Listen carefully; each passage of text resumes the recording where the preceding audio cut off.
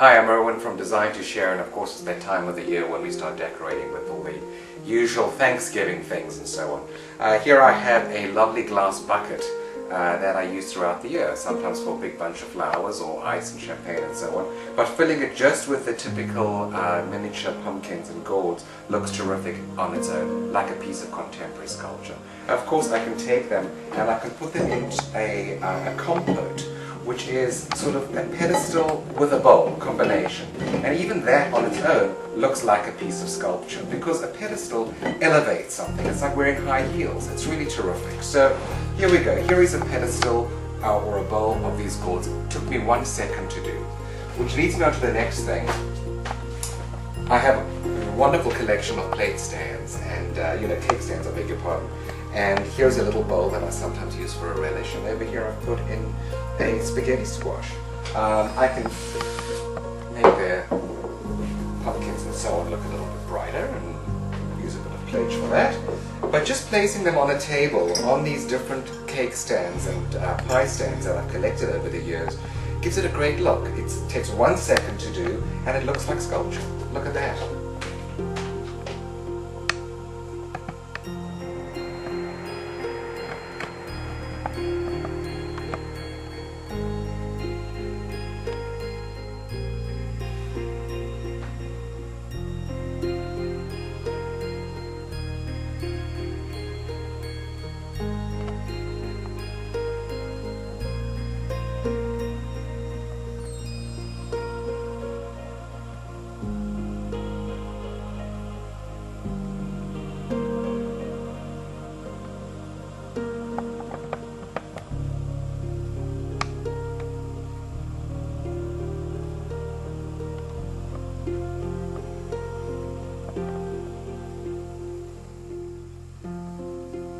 Before sit-down Thanksgiving one year, I decided everybody should have their own personal salt and pepper cellars. I thought it would make a slightly different decoration, and of course it was fun to collect. Bought them on eBay for very little money for the months leading up to Thanksgiving, and it was great fun.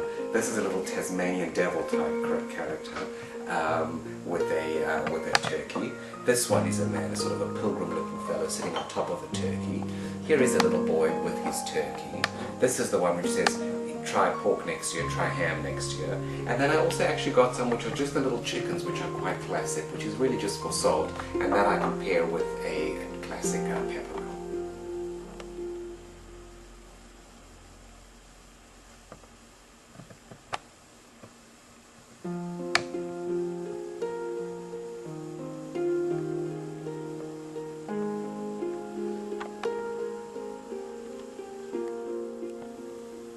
Okay, another great tip for Thanksgiving or party decoration is as follows. I'm a big collector of napkins. I love napkins. I like them as gifts. I don't like to buy huge sets of them because I like to mix it up a little bit. So I've got a whole bunch of napkins over here, and we're having a big party the day after Thanksgiving. And I bought this great cornucopia actually on eBay.